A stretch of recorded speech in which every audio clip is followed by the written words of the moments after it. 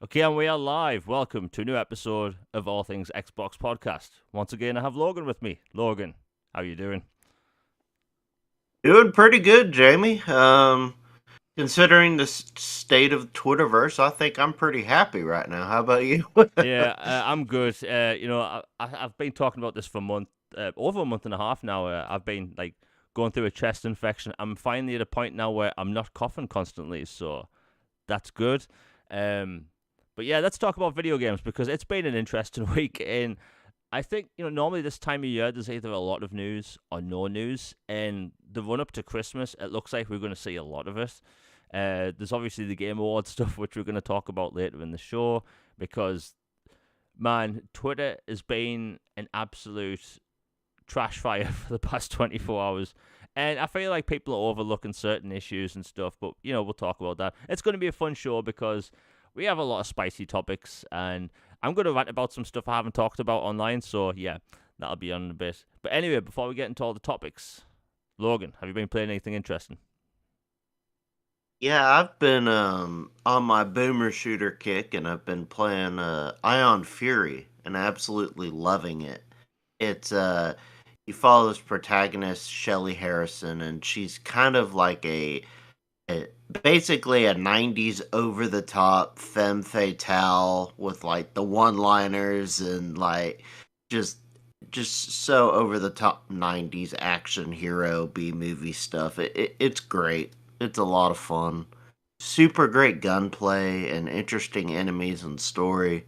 I've been blasting through that. The expansion just hit for PC. Hasn't hit console yet. Should be sometime soon. And then the sequel will be hitting next year. So definitely recommend that if you like Quake, Doom, Hexen, any of those games from that era. Definitely check it out. Yeah, I've pretty much been playing Everspace 2, which is I started that in August when it came out. It also launched in Game Pass. It's an excellent Starfighter role playing game. It's excellent. I know you bought the physical edition, right? Yeah, I love it. Yeah, I think I might have to dip and get the physical at some point because it's such a good game. It's a genre that kind of died off, the whole space combat genre. Like during the PlayStation 1 and Nintendo 64 generation, we were getting spaceship shooters all the time. And now we don't get them that much. I think maybe in the past few years they are slowly coming back. We had Star Wars Squadrons, we had Chorus, I think a year and a half ago, and now we have Everspace 2, which is it's a big game. If people want like a long game, like as far as I can tell, this is a very long game. You could really relax and play it, and it's a role playing game when you're in a starfighter. It's just so cool. And the other game I've been playing, and I finished it last night, or it might have been 2 nights ago, and that is Alan Wake 2. Man, that game, Brilliant. yeah, that game really threw a problem for me because, I've been at the beginning of the year, I thought Hogwarts Legacy was going to be my game of the year, and then it became Star Wars, Jedi Survivor, and Alan Wake 2. I'm like, that's incredible. Like I've only ever given 6 games a 10 out of 10, 6 ever, and that was number 6 because it was incredible. I said on Twitter, I was so apprehensive when they announced it was going to be survival horror because I liked Alan Wake. I liked the way you aimed with the torch, and I liked the driving segments. So when they announced it was going to be survival horror, I was thinking, okay, it's going to be Silent Hill. And there's nothing wrong with Silent Hill, but when I want an Alan Wake game, I want Alan Wake. And I was so happy to be wrong. The game is incredible. Everything about it, sound design, music, it does things fresh. I've talked about on the show all the time. I've talked about on Twitter how AAA gaming is the same thing over and over again. This does things different. I won't spoil it for people, but I'll say this: it does things very differently for a horror game. Um, it took me 23 and a half hours to finish it, and I have a bunch of collectibles left. Some of the nursery rhyme puzzles I missed out, unfortunately. However, there is a new game plus coming out where apparently we're going to get to carry forward all of our weapons and ammo, and we're also going to be able to continue our collectibles. But apparently, when they launch New Game Plus, it's going to offer different narrative options. So something's going to be different with the story when you play it in New Game Plus. So I'm looking forward to that big time. yeah, that should be really good. And they're also coming out with 2 expansions. I put it like this: like every so often, everyone goes through this where you play a game that's so good, it's amazing, and then when you finish it, you kind of get this little bout of, I'll just call it gaming depression, where you don't know what to play or what to do. I got that with Jedi Survivor. I got that with Elden Ring, Red Dead Redemption 2, Witcher 3, Mass Effect 2, and this is another one of those games. I was just like, what now? You know? So I highly recommend people play it. If you want to play it on easy, I recommend people do that. It's not the scariest game. I'd say it's more intense than scary. It leans on playing with your mind a bit. You know, it does have a few jump scares, but I wouldn't say it relies on them. It's still very much an Alan Wake game, and the parts where you play as Saga, you know, her levels I'd say are more like Resident Evil in a way. You're going through the woods or a scary house, or you know, the caring home, and it does feel a bit like Resident Evil. But when you play as Alan Wake, like the levels are completely messed up. The level design is crazy, and you've got these like shadowy things chasing you. It's really cool. And you know, before I continue, we had the first super chat of the day. Thank you very much, Nick W, for the $4.99. He says, "I recommend Like a Dragon Gaiden and the man who raised his name. It's incredible." You know, I want to get to playing that. I really need to watch a catch up video because long story short, I started Yakuza 0 when it came out to Xbox, and I lost 44 hours of progress. So it completely like threw me off. I'm like, right, I'm done. I'm not playing this game anymore. And then I moved on to Like a Dragon, which I still need to finish. But I was going to play Like a Dragon Gaiden because it was going to get English dubbing, right? Very cool thing, English dub. I might play it in Japanese now. For not any particular reason, but why not? Why not play it in Japanese? And apparently it's not a long JRPG as well. Yakuza games are very long games, I think. But from what I've seen from people online, Like a Dragon Gaiden isn't an 80 or 60 hour game, so I'll be playing that. Logan, do you think you'll be playing Like a Dragon Gaiden at all? I might down the road. I'll be honest, I haven't really dabbled too much in the Yakuza series. I've played a little bit on Game Pass, but it's one I'll circle back to. Yeah, I mean, I think Like a Dragon, I should say Yakuza Like a Dragon, the 7th one, with the main character being Ichiban. That's a good place to start. It's got English dub. The English dub is excellent in that game. They even did, and I never see games do this, they have English lip sync. I've never seen a game do that. Like a Dragon 7, the name convention's messing me up a bit. Okay, Nick W says 10 hours. You know what? I will play that. I think Like a Dragon Gaiden and, you know, setting up the next Yakuza game, which I think it either comes out late January or early February. It looks really good. Infinite Wealth. That's going to be a massive game. It also has a weird, like, Animal Crossing style mode, which you never think you'd see for a game like that. But yeah, anyway, thank you very much for the $4.99, Nick W. I think I will play it Like a Dragon soon because I've got, like, now I've finished Alan Wake. I've got so many different games to play. But Alan Wake 2, I cannot praise that game enough. Even the soundtrack, I think that soundtrack makes up a game a lot. You know, Mass Effect. I talk about Mass Effect all the time. The soundtrack for Mass Effect make those games, and I'd say for Alan Wake 2, it's the same. I'd dare to say that Alan Wake 2 has the best soundtrack of the year. Like, what do you think, Logan? I'd agree.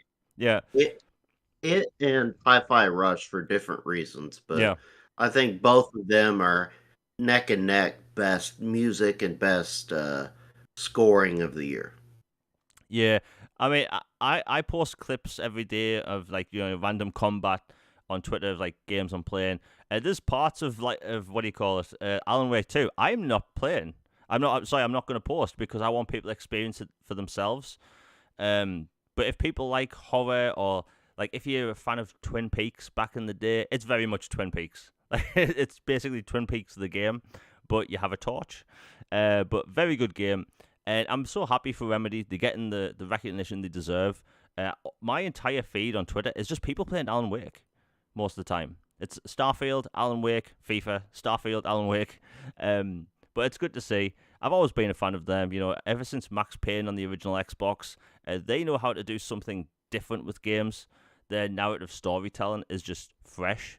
They've always experimented with live action, which is always risky for video games. So for Max Payne, you had the flashcards, and obviously Sam Lake being Max Payne. But you also have they moved to Alan Wake, and then you had Night Springs, which was live action segments. These little mini TV shows on these TVs you'd find throughout the show. And then in Alan Wake's American Nightmare, you had these sort of dream sequences where you would see Mr. Scratch.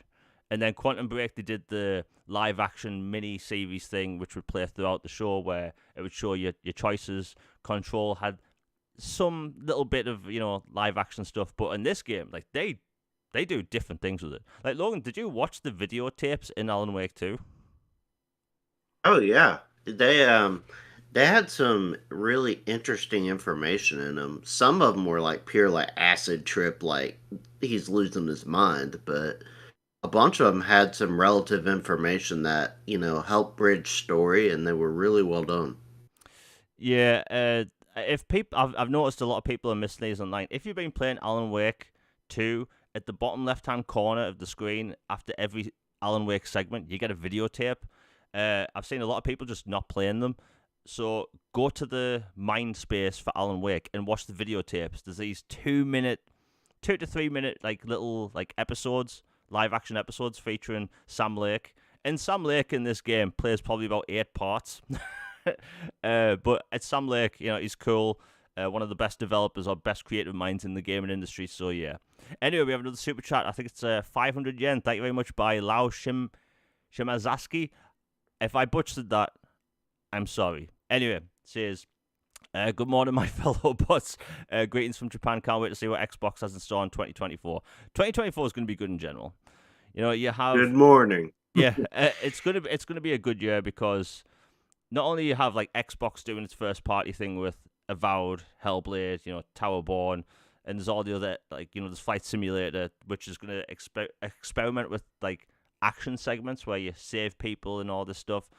But also you have all the stuff that's gonna be announced, Indiana Jones is rumored to be next year. The Oblivion remake / remaster is gonna be next year.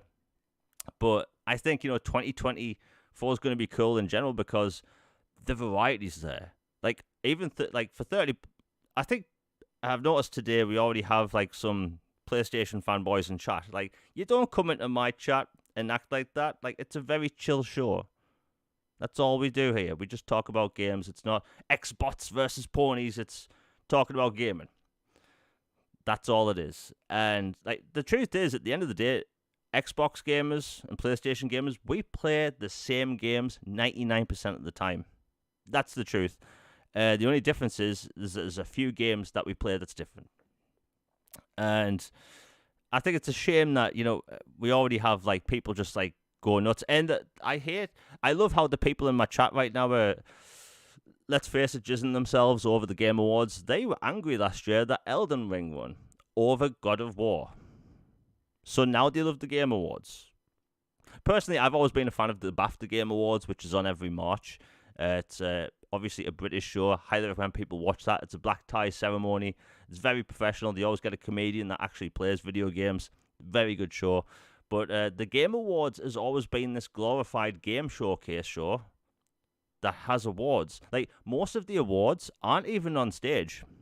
So what's the point of having the award there? But again, we're going to be talking about awards in a bit. Just if you're going to be one of the fanboys in chat, don't, because that's not what we do here. Anyway, that's enough of me talking about Alan Wake 2. Let's get into the topics because we have a lot to talk about. And it's been a busy week. It really has. Anyway, so layoffs in the industry. It's been, let's be honest, it's been terrible. Studios left and right, Embrace has been letting go more people. They are looking to sell off studios and IP likely. And Logan, I know you wanted to talk about this because it's been happening basically every day. Yeah, I know this isn't a fun topic and it's not spicy or entertaining, but it seems important when it seems like every few days or at the very least every week there's devs getting laid off or, quote, retiring or resigning or seeking other opportunities or whatever business term you want to throw out there. There's seems to be a huge shuffle this year. Like, there's always a little bit, like a studio underperformed, so there's a little cut here or there, or, a publisher is, restructuring, or, there's usually some, but it feels like this year has just been an absolute just bloodbath of layoffs.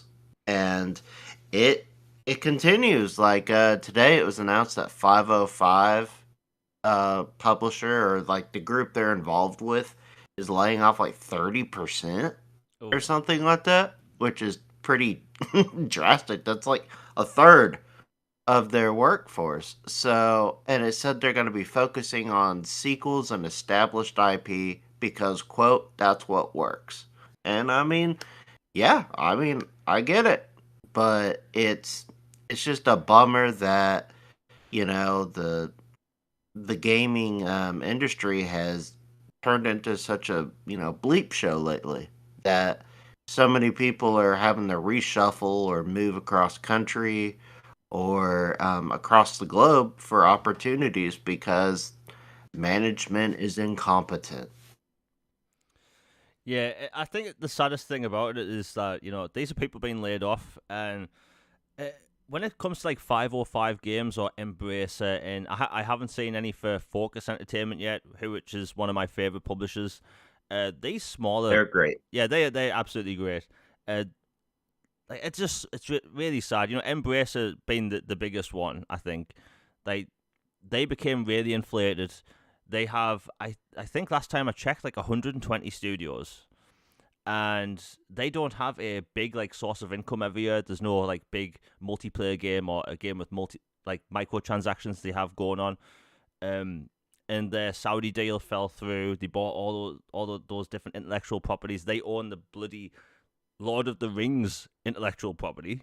Like that's crazy. And I don't know. Like we've talked about this before. Like games costing so much to make, and the return isn't that high anymore. You see a lot of companies now, like PlayStation, they're going to start doing games as a service more than they used to. Embracer, they've been talking about going into the live service, even though in the past Embracer has been like, no, we single player, like we are strictly single player. Um, and I think like people will respond to like these choices. Like when PlayStation starts putting out these live service games, obviously if people like them, they'll make more. If they don't, they'll go back to the stuff they used to make. Same with Embracer's choices. Embrace is a weird one because they put out so many different smaller games every year. They put out remasters of old games. They put out legit, straight up ports to like certain platforms. Like Switch gets, I think Switch got the Gothic games recently, which are just literal ports. That's all they are. The ports. And I honestly think we've talked about this before. I think the switch to $70 games is really hurting the industry because it just isn't sustainable. You have these game dev times which are like 5 years now, and like it just isn't right. Like I'm trying to think how to put this. Like people being employed at a game development studio for like 5 years to work on one game, and that game has to do brilliantly well. It has to do really well. And we just don't live in that world. Not every game is going to sell great.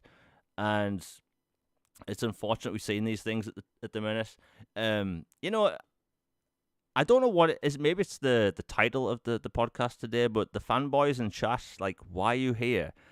Go play Baldur's Gate on your console. Go play Spider-Man. Don't be here. If you're going to be here, talk about the topic. But here's the problem with PlayStation fanboys. Not PlayStation fans. There's a difference. PlayStation fanboys, they just say the same things over and over again. They basically parrots because they come across as really uneducated. And when I say uneducated, like they barely went to school. They didn't learn anything. And all they say is, hey, this is mid. Export this. Export that. You can't hold a conversation because you sound like a 2-year-old.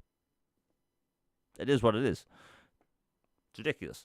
Anyway, we talk about people being laid off in the industry and people in chat like, oh, you're all bots and stuff. Like, shut up. Shut up. Nobody likes you. Nobody wants you here. Be an adult. Fun times. You know, there's people that hold spaces on Twitter that complain about gaming at like 6 a.m. US time. Why? Like, shouldn't you be at work? Like, it's stupid.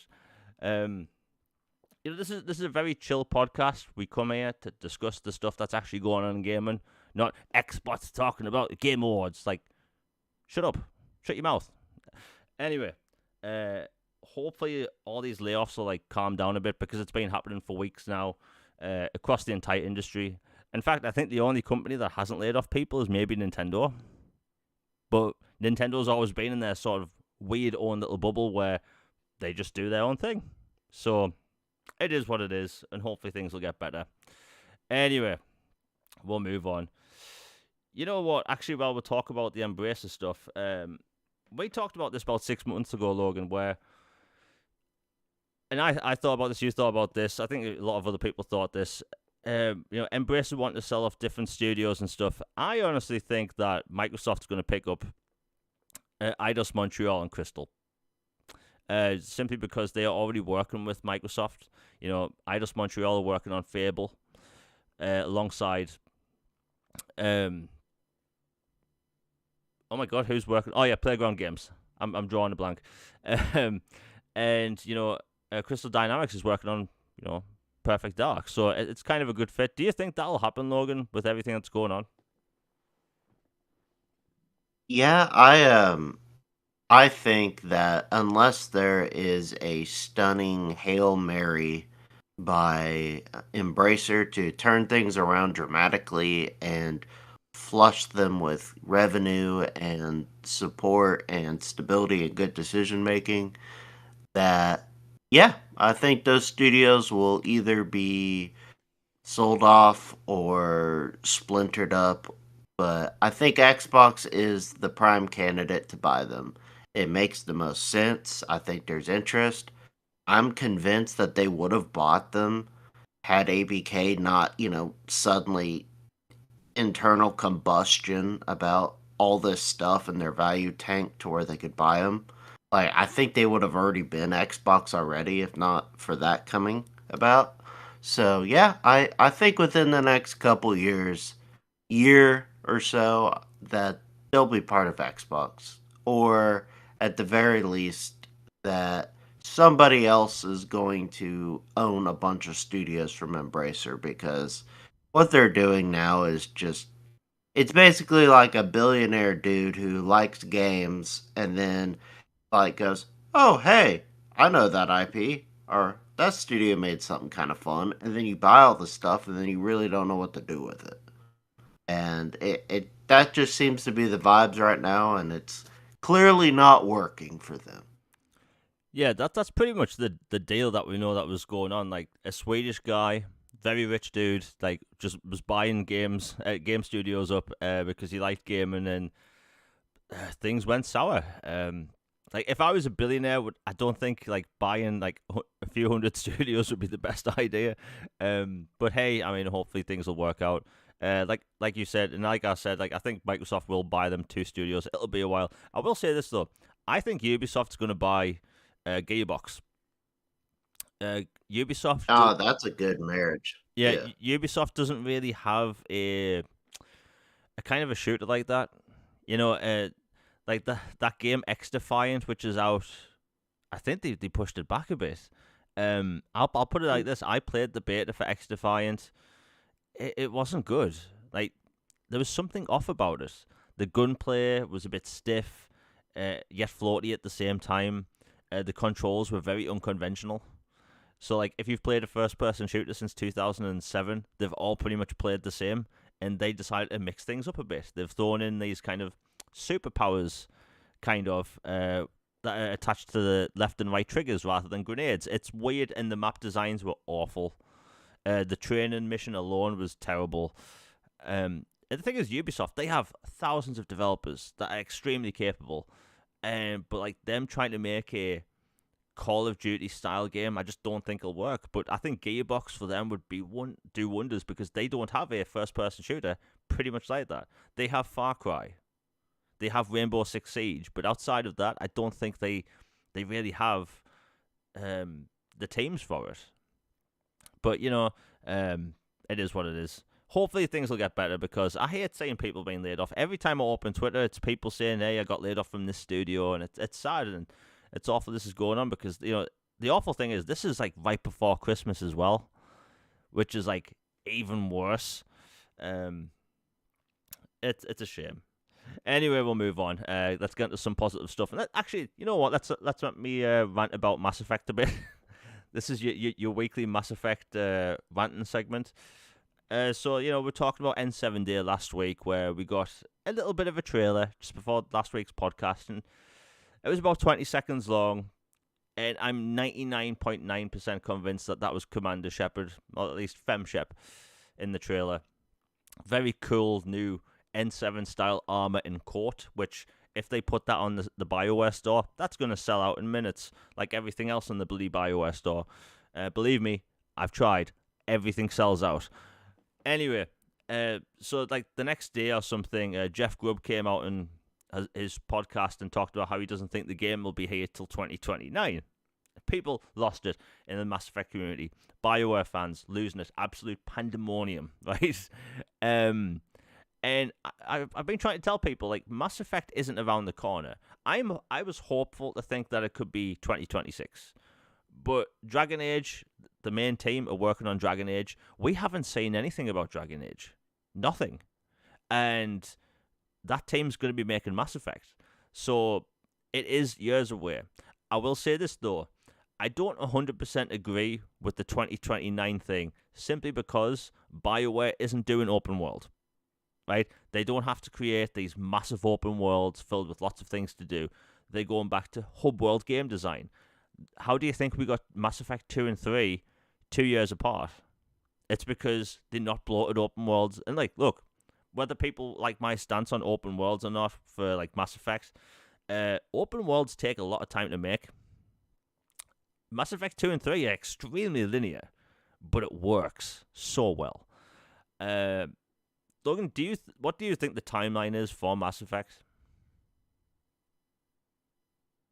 To me, I think it's a little in flux, is how I'd put it, because I think it kind of depends on how well Dragon Age goes. Like, I know they're different franchises, and some of the teams overlap, some of them don't, but I just have this vibe that if Dragon Age does really well, then they'll get, an influx of even more talent and resources, and they'll be able to pump it into Mass Effect and, speed up the timeline, and things will be great. If Dreadwolf does not do well, then I legitimately fear for the studio's future, and then that casts question into Mass Effect. But assuming that it's at the very least okay or does well, I think 29 is a little far. That's what, 6 years? I don't know. I feel more like 27, 26 to me personally. But, Grubb knows people, has been right, but has also been wrong. So, guess we'll see. Yeah, I think the bad thing is that Dragon Age doesn't sell as well as Mass Effect. Like that's always been the case ever since Dragon Age Origins. It just doesn't. Dragon Age has never really cost the same amount to make as a Mass Effect game. So, and here's the thing: EA has these weird, lofty expectations for their games, even sometimes when they don't market them. Like, that's the company that put out Titanfall between Call of Duty and Battlefield. Like, what were they thinking? So, yeah. I will say this, though. I think them pivoting to letting the developers use the tools they want, and, like, look, we wouldn't be getting single-player Mass Effect or Dragon Age games if it wasn't for Jedi Fallen Order doing that well in 2019. Like, that's the reality of the situation.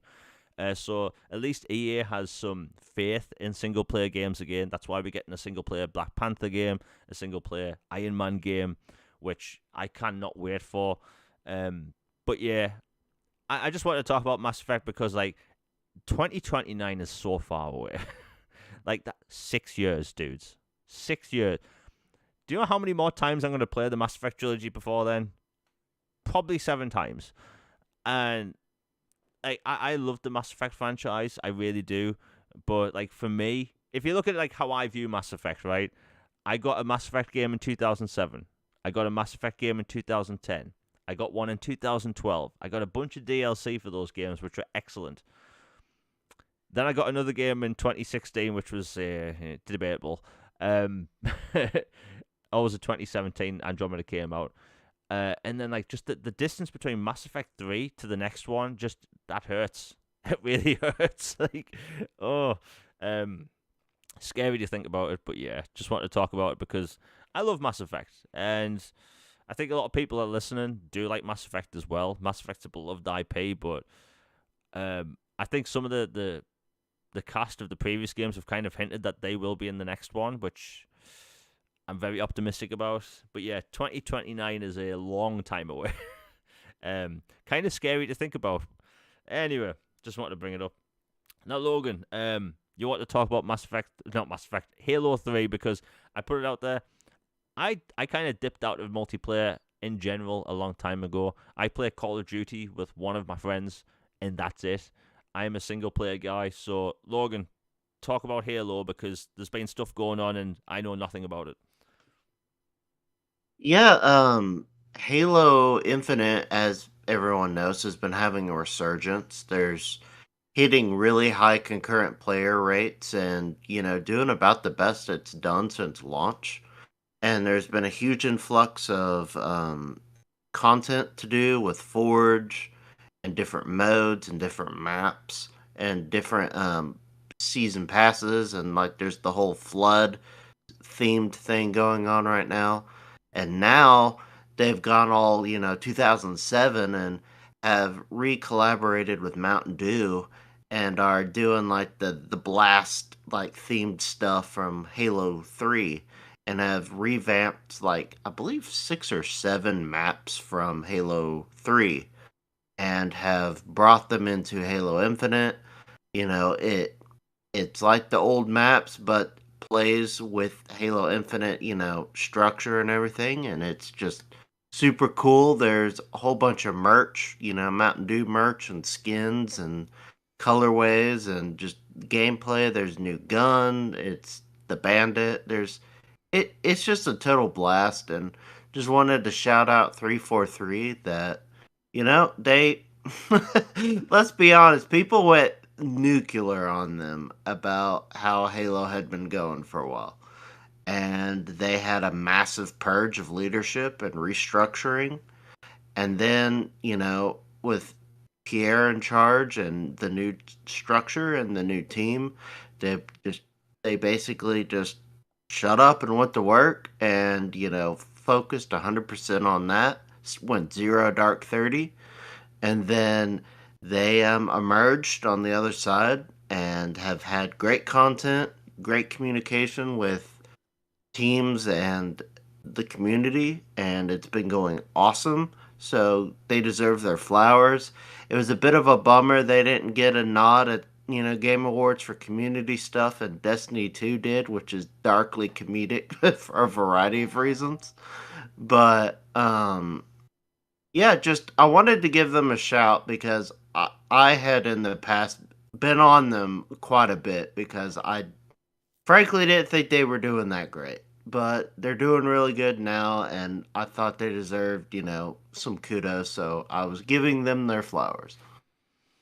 Yeah, it's good to hear that they're doing well because, like, back when I was heavy into multiplayer, like, this is when Black Ops was out. This is when Battlefield 3 and Halo 4 were out, so kind of a big jump for me to, like, try and get back into multiplayer. Like, I put it like this. I played the latest COD beta, it was like a month ago or so, and bear in mind, my 2010 skills in 2023 Call of Duty, like everyone's zipping around like a chipmunk on acid, and there's me walking around corners aiming how people should play Call of Duty. And like this, people may say a skill issue. Look, you shouldn't be sliding around in a game like that. Just putting it out there. It's a military shooter. Play properly. But anyway, Halo. I would love to get back into Halo multiplayer, but man, I know I'm just going to get my behind handed to us within seconds. But look, it is good to see the community really enjoying the game. I've even seen like a lot of big accounts that talk about Halo a lot, really enjoying Halo. So it just goes to show like they've really came together and made Halo Infinite multiplayer what it should be, which is really cool. And I put it, it's my timeline used to be filled with people like talking negatively about Halo all the time. Now I'd say it's almost all positive, all the time. Every new update, people are talking about it positively. The new maps, the new features, and all that stuff. So it's really cool. It really is. Maybe one day I'll give it a shot and try multiplayer. But man, like when you go and play single player games mainly for 10 years and then try and dip back into multiplayer, like you're not just putting your toe into the pool. You're dipping yourself into lava, right? Like screwed either way. But yeah, good to see that. I think like what I did play of Halo Infinite, I loved the campaign. Like that gameplay is amazing. It's so solid. So like with multiplayer, all the stuff they've added, it's just good to see. And yeah, you're right. It was weird to not see that for best ongoing game as well.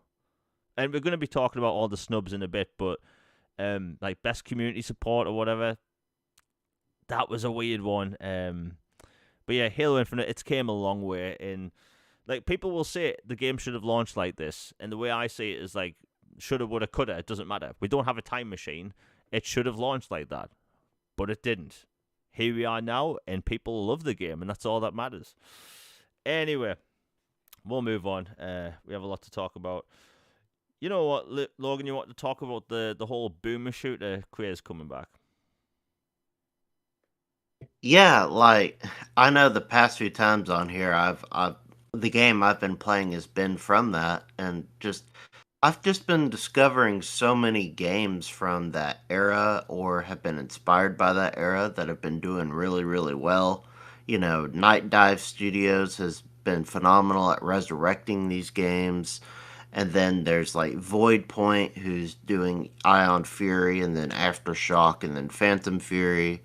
You've got New Blood Interactive, which has Dusk HD, which is doing well. And they said they're listening to console interest. So if you want Dusk HD to come to Xbox, let them know. They said they are listening and they would like to bring it to console if there's genuine interest. So definitely let them know. It's a very Quake and kind of Half-Life esque type game.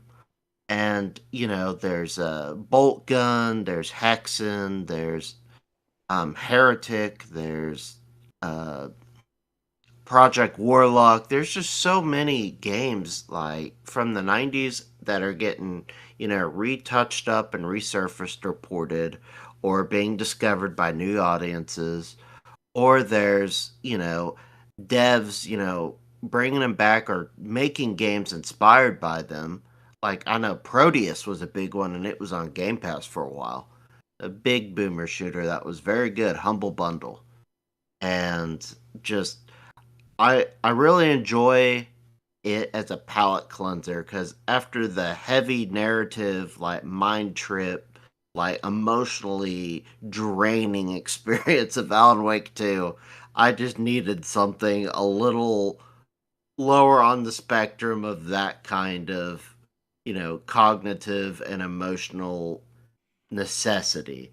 And so I've been plowing through these and it's been really fun. And so I just wanted to, give a shout to that and say that you know what, if you played those in the past and want to revisit them, now's the best time.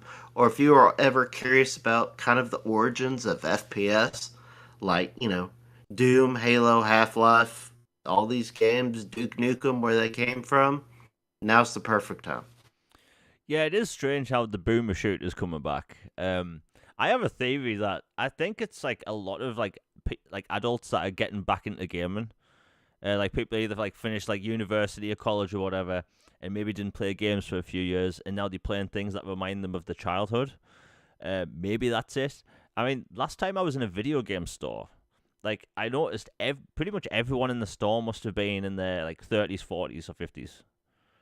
So like I think like people are just getting back into gaming, and maybe that genre is just like picking up steam because like I don't know, like those boomer shooters, they pop up in the like the top 10 in the UK all the time now. So there's something going on. But yeah, boomer shooters. If people like personally, I loved Proteus. That game is crazy. I think it might be in Game Pass, but it's like absolutely crazy FPS, and it has that like Doom 2 style look to it, but still looks new. Um, I think boomer shooters are just fun, you know. Uh, I Mhm. hope we see more of them, and I think it would be cool to see more AAA games try and do that kind of game design. Like I think like Doom 2016 and Doom Eternal, we can class that as a boomer shooter, but like not everything has to be zipping around the room like a chipmunk, like FPS. Like something a bit slower, where you just have like thousands of rockets and tons of enemies flying at you. Hopefully we see more of them. You know what? Yeah. Oh, sorry. Continue. Oh, okay. Sorry. I was like, yeah. There's. It kind of just harkens back to like, we talked about the last couple times about how complicated gaming is getting at this point sometimes, Yeah. and how there has to be some give and take. There's something to be said for the simplicity and the simple, like almost primal thrill of like this 90s, boss hero or heroine with all these over the top guns just blasting robots, cyborgs, humans, aliens, whatever, into giblets and saying 90s, like yippee ki and uh, kick shiny this and that. Just something just over the top, just cathartic about it. Yeah, speaking of boomer shooters, I was recently playing, and I know it's an awful game. Duke Nukem Forever. Like, Oh, yes, hail to the king! yeah, like thinking about that game is crazy. That game was in development for like 13 years or something, right? They had a feature creep. They kept making the game and wanted to add more features, make it look like it was more of a modern game, and then like 13 years go by, and they eventually put out the game. I think Gearbox helped make it, and it was like in an awful state. It's the stuff in that game you will never see in a game again. um, but it's a very weird game. By the way, I want to talk about that game's marketing. So, like, you have this game that was in development for over a decade, and it started, restarted tons of times, passed to different studios. They kept adding features. They wanted to make the game look modern every few years, and they kept putting the game off. Well, when that game was about to come out, bear in mind, I live in a small city called Durham, right? And we don't really get big companies come up here that often. The Harry Potter films were filmed here. Avengers Endgame was filmed here. Well, part of it anyway. And anyway, where am I going with this? So when Duke Nukem Forever came out, I was at a bar, one of my favorite pubs at the time, which got shut down.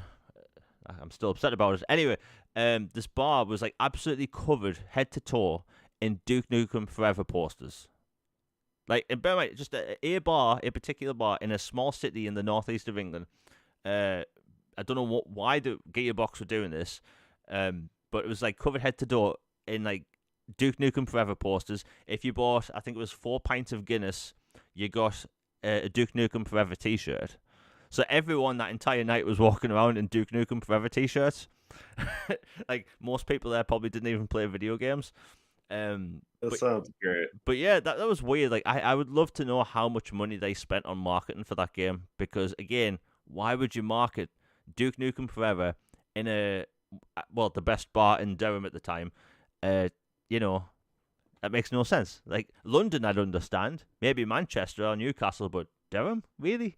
Um, if anyone at Gearbox ever listens to this, please let me know how much that marketing cost, because why Durham?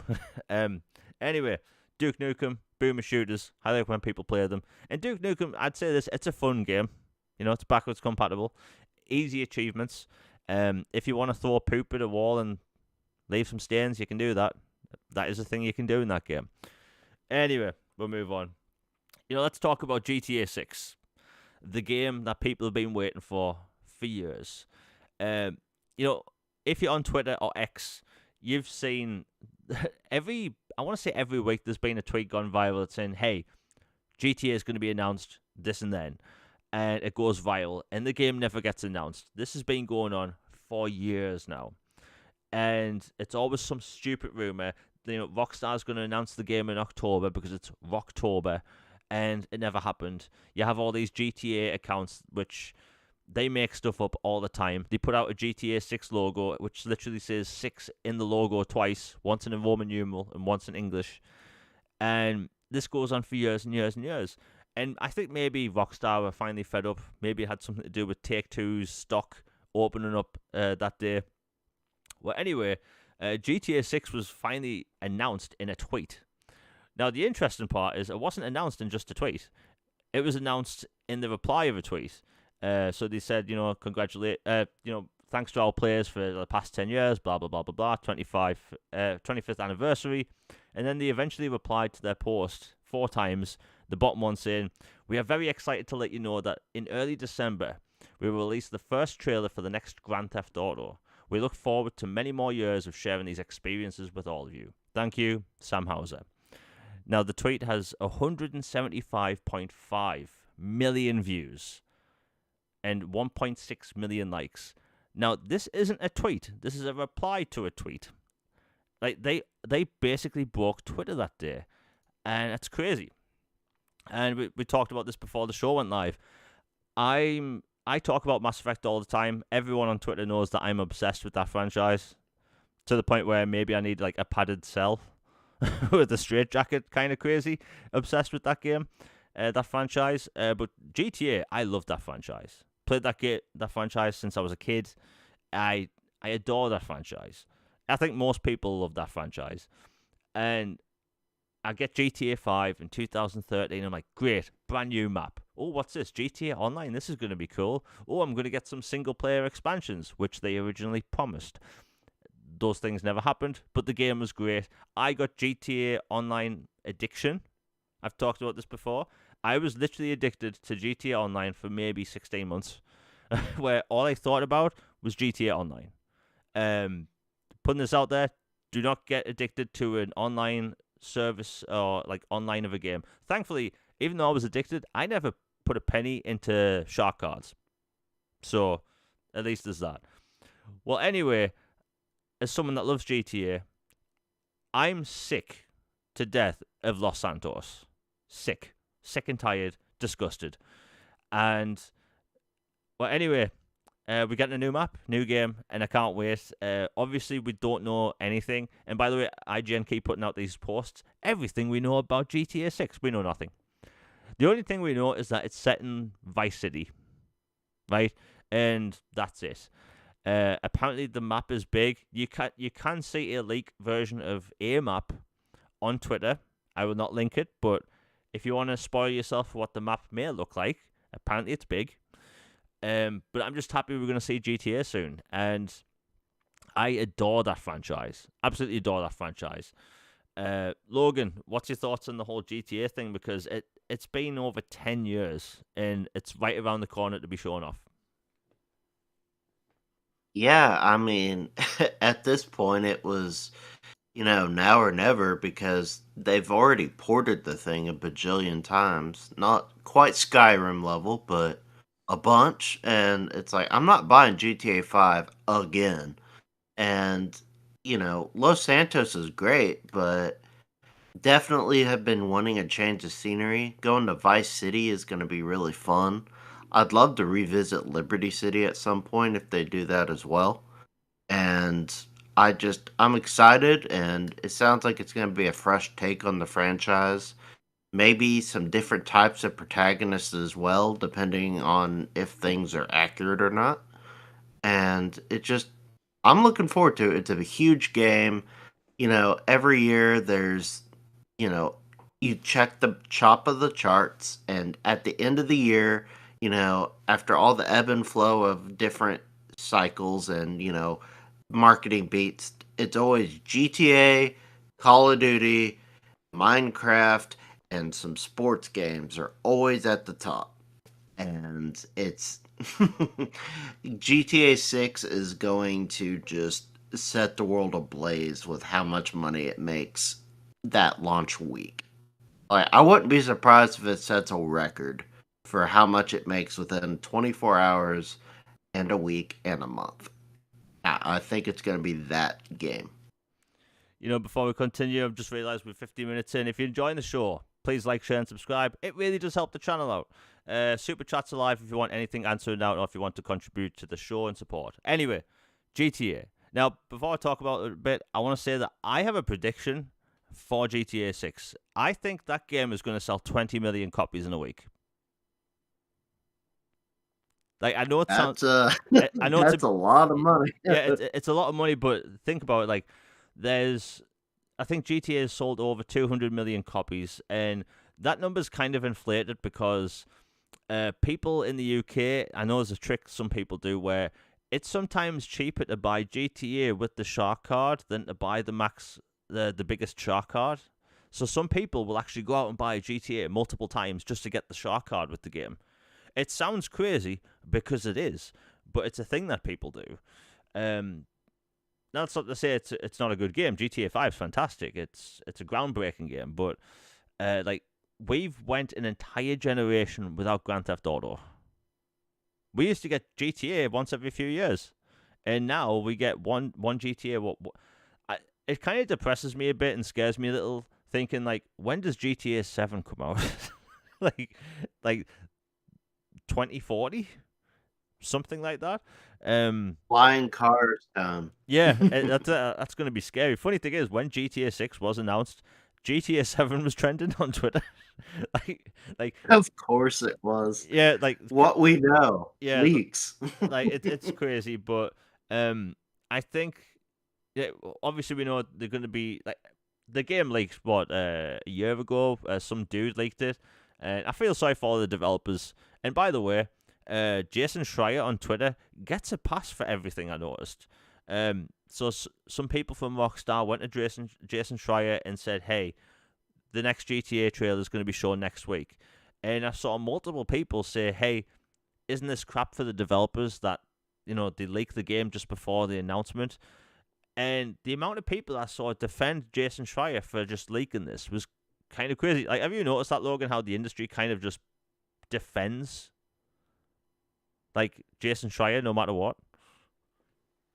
Yeah, it's kind of a reputation and noteworthiness kind of scale thing, to where people who have an established track record of being accurate or getting, juicy scoops, or, being able to have exposés that reveal a whole bunch of stuff, good or bad, about behind the scenes of studios and stuff like that. They built up a following and yeah, this person knows what they're talking about. So people kind of, listen to them and go, well, oh, that's different than, some guy with 5 followers and a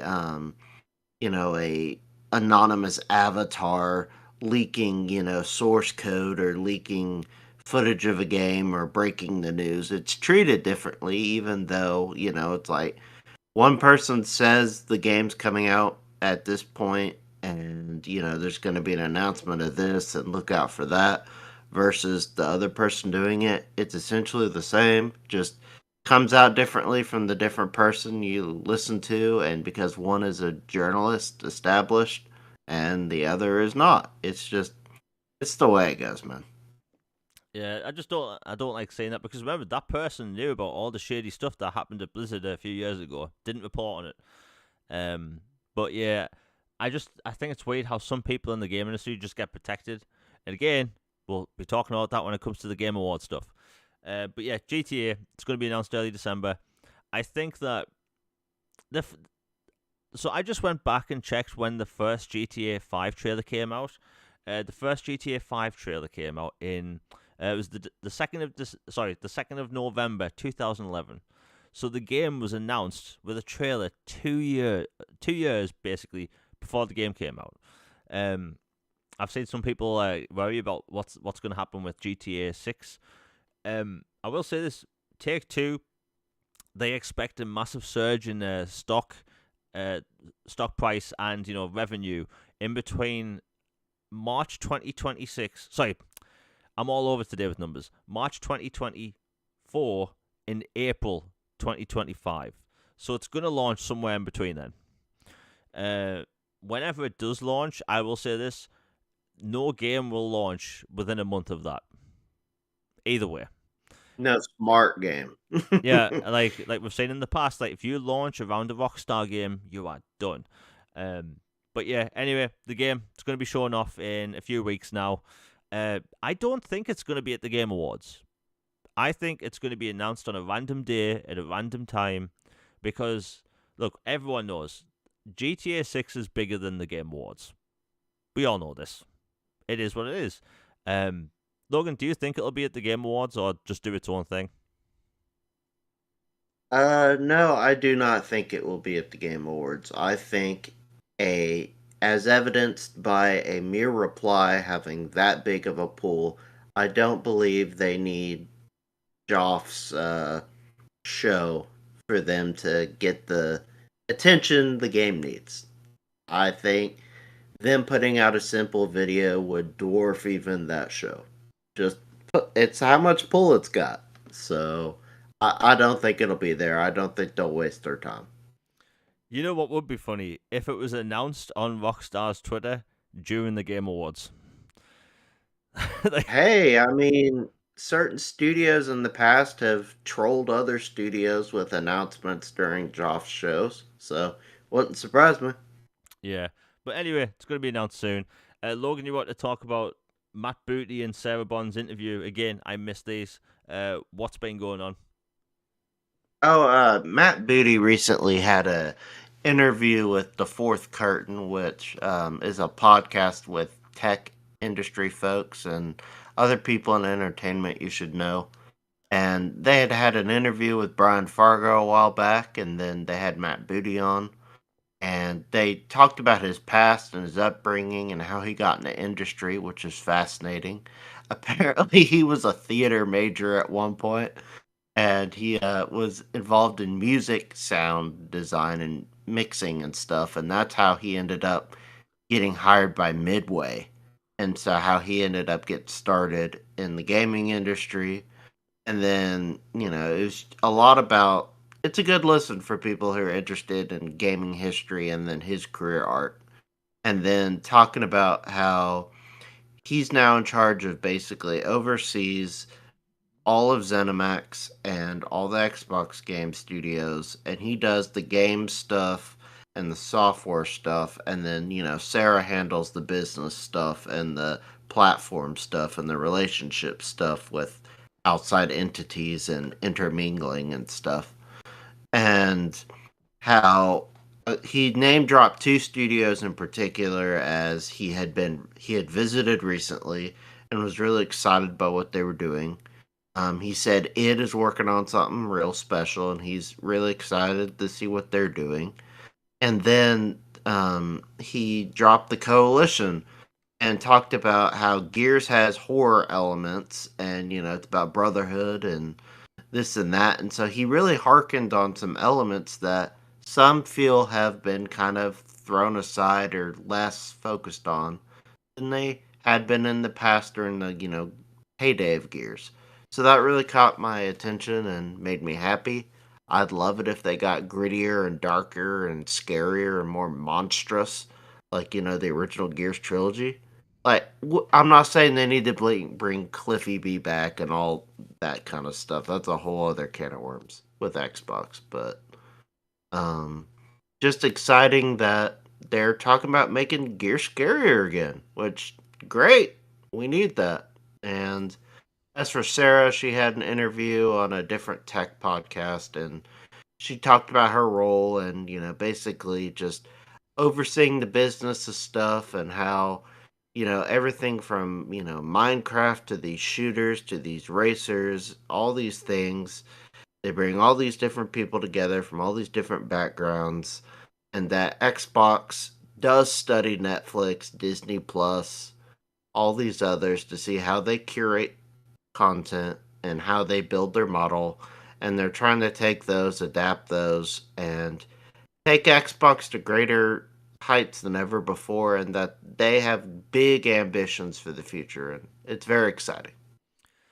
Oh, that's good to hear because I think that when it comes to like Gears of War, people want it to be gritty. Like I loved Gears 4 and Gears 5, but they kind of just went in this like lighter direction. Granted, there's some grim stuff grim things that happen in those games, but Gears of War, the first game, like you said, that had some horror elements. Gears 2, like 90% of that game you spend underground, and it's like, well, really grim, especially the things that happen in the story. But I think I would love to see Gears return to that because I don't know. I feel like Gears of War became just different. It's hard to put my finger on it when they shifted to 4. Like something changed, and I think going back to the roots, which they should. I see this topic come up all the time that they should do with Gears as to what Santa Monica Studio did with Gears of War. Sorry, God of War. Uh, I They're both GOW. yeah, I really don't want uh I really don't want a reset of Gears. I don't want to have a a third person over the shoulder action adventure game with shooting elements because that's what people are alluding to when they say, "Oh, Gears needs to do this." Gears needs to be a damn good third person shooter with a gritty story, and I would kind of like it if they brought Cliffy B back, even if it was as a creative consultant, because like Gears 1 and 2, so dark, so gritty. Gears 3, same, but I don't know. Like I think Gears just, I don't. Logan, did you think that Gears of War 3 was short? It was a bit shorter than the other ones. Like, part of it is I think the first one was relatively short, and then the second one was like, man, this is a meaty campaign. And then the third one was longer than the first one, but not as long as the second one.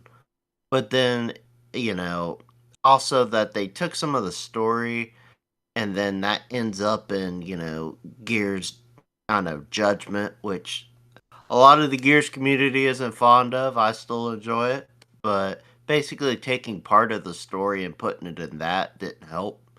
But I enjoyed it, but it definitely wasn't two. Yeah, no, don't get me wrong. I love 3. I think Gears 3 was great. I think the problem with me is I replay games all the time, so the length of each playthrough becomes shorter. Like I can finish Mass Effect again. We talked about Mass Effect. Like if I try, I can finish Mass Effect in probably about 4 hours because I know every trick in that game to get around certain And obstacles. you're cooking it.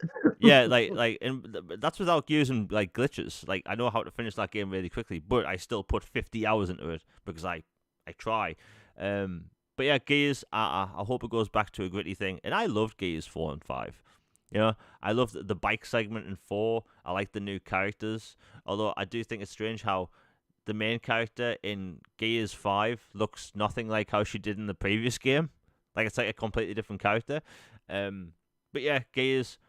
Hopefully it comes back sooner than later. And you mentioned id. Like id hasn't put out a game in a while. Doom Eternal came out in early 2020, same day as Animal Crossing, and people loved it. That game ruined me. That kicked my behind constantly. Doom, It's tough. yeah, Doom Eternal was very tough. And the thing is, I played Doom 2016 on Ultra Nightmare difficulty, but I played Doom Eternal on just hard, and I walk 2 steps, die. Walk another 2 steps, die. Like I was awful at that game.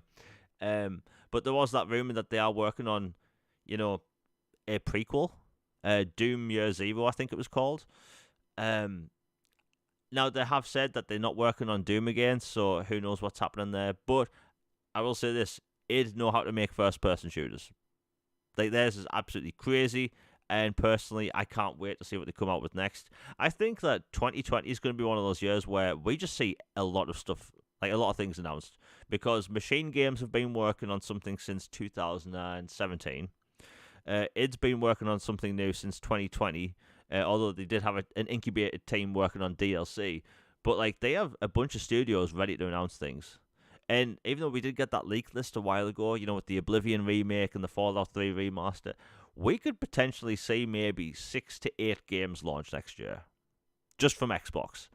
And then you've got the partner titles as well, because we still haven't seen Contraband, which is by Avalanche Games, the creators of Just Cause. So next year is going to be bat crap crazy, to be honest. You know what? Let's move into the whole Final Fantasy thing. So Final Fantasy VII's been a weird one for Xbox because it's the game people want. Let's be honest. It's not Final Fantasy 16. It's Final Fantasy 7 Remake. Final Fantasy 7 has been a household name since the 90s.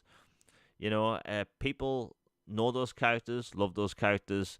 We have the original version on Xbox right now. You can also get it on Switch. Pretty much anything that has a CPU, you can play Final Fantasy 7, the original, on it. And there's been that question, like, when does the remake come to Xbox? Because at the bottom of the case, whenever it launched on PlayStation, it said in the little corner, exclusive for, I think it was 6 months, and then they changed it to a year, and then there was the 2-year thing. And then at the whole FTC court case thing, it came out that PlayStation has lifetime contracts with specific games, and Final Fantasy VII Remake was listed with that. However, I don't particularly believe those lifetime license things, because back in and bear in mind, no one else seems to remember this except me.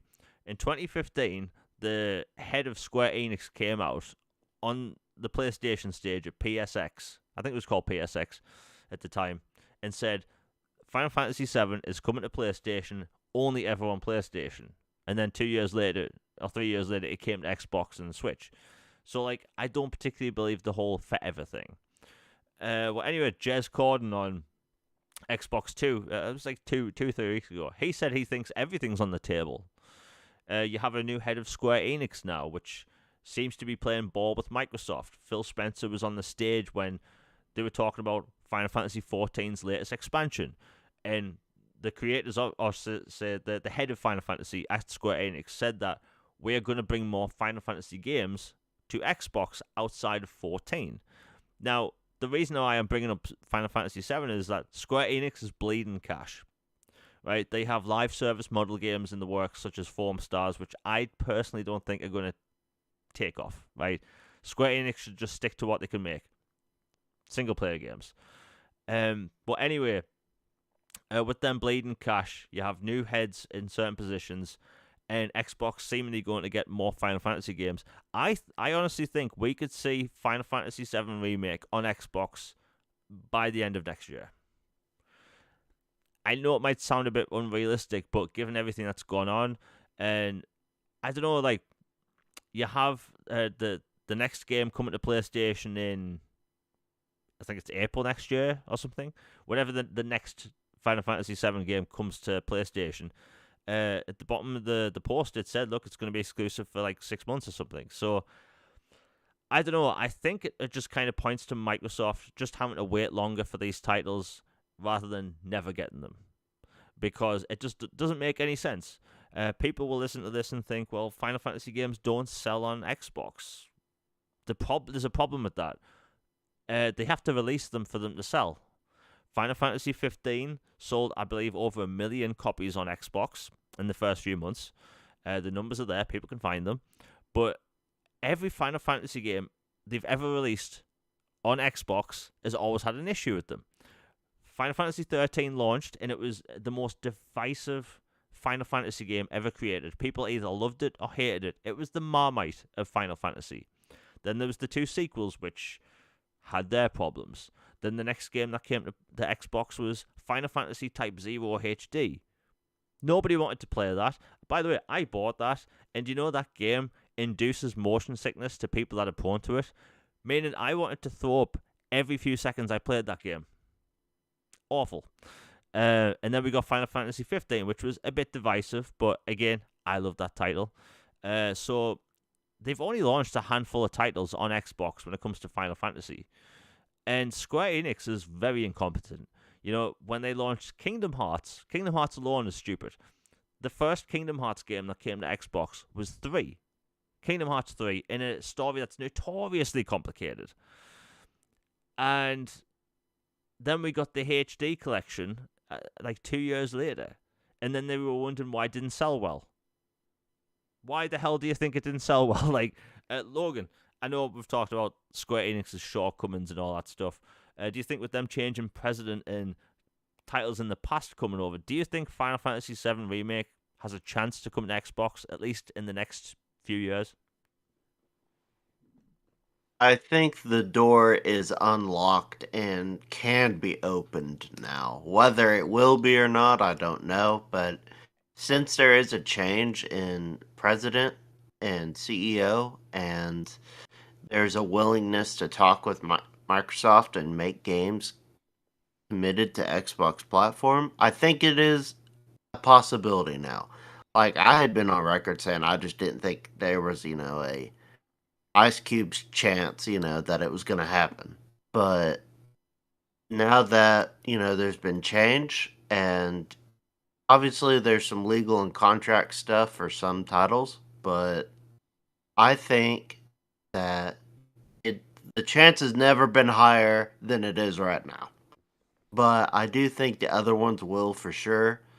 But I think 7, we have a chance, and my word, you'd think the easiest one to port would be the Pixel remasters. They're on a bloody Fire tablet, for crying out loud. It shouldn't be that hard to port. Like, you'd think that one could have been done by now.